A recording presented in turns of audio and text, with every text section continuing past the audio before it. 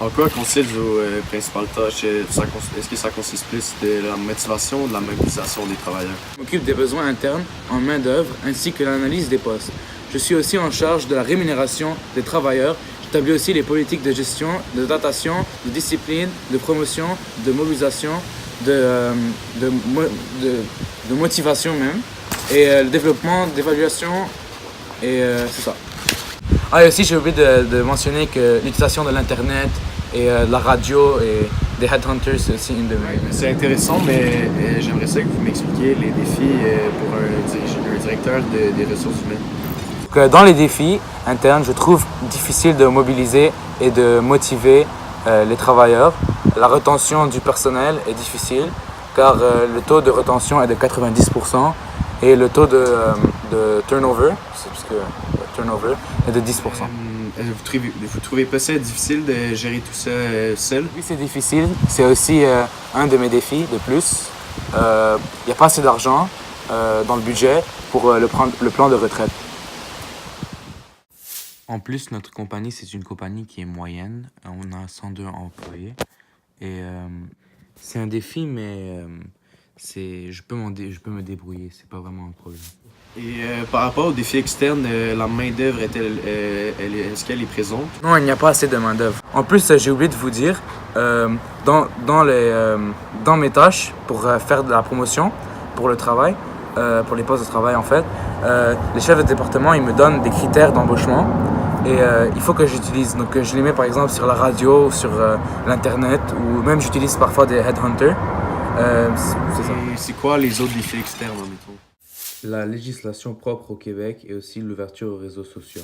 Si vous pouvez m'expliquer c'est quoi un headhunter et c'est quoi les emplois connexes par rapport à ça? Donc en fait les emplois connexes, c'est par exemple, je communique souvent avec les finances ou la production ou le marketing, c'est les trois plus communs.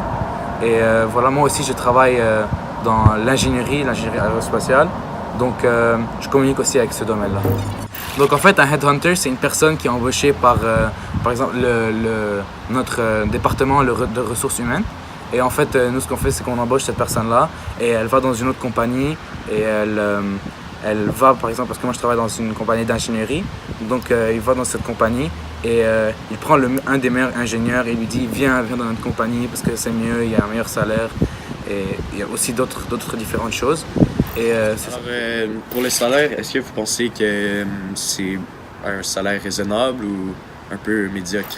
Ça dépend de votre position dans le travail. Donc par exemple, si vous êtes un conseiller, vous allez avoir par exemple 50 000 à peu près.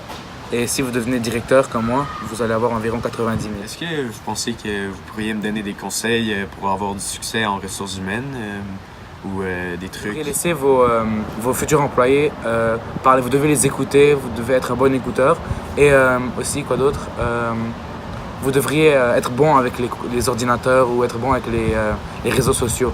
Parce que moi, je suis pas très bon parce que j'ai pas beaucoup d'habitude. Merci beaucoup pour tous ces conseils. C'était très constructif. J'ai bien aimé avoir vos points de vue par rapport aux ressources humaines. Donc, merci beaucoup.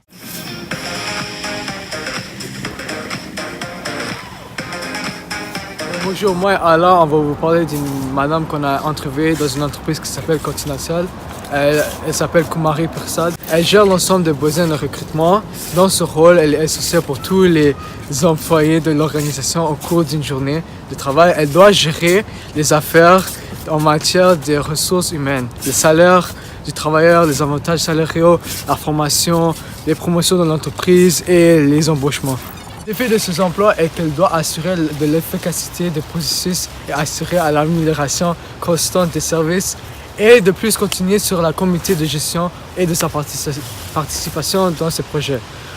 En plus, elle doit tenir compte des enjeux d'affaires et contribuer à la réalisation de la mission stratégique de l'entreprise pour faciliter la production de vêtements.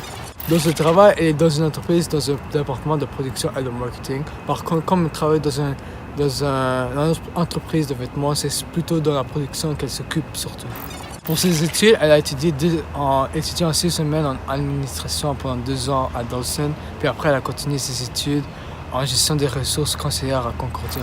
Pour la visio, elle nous a dit que travailler en ressources humaines est un travail très intéressant car le conditionnement de travail est en effet très bénéfique et audacieux. Elle a dit qu'il y a plusieurs perspectives d'emploi. L'une d'entre elles, c'est favoriser la collaboration, c'est-à-dire améliorer les connaissances entre les employés, développer les connaissances entre les personnes qui travaillent dans le lieu pour améliorer les conditions de travail, les conditions de vie, les conditions des employés dans l'entreprise. C'est-à-dire améliorer les connaissances entre les employés pour que chacun fait le travail de la meilleure des manières.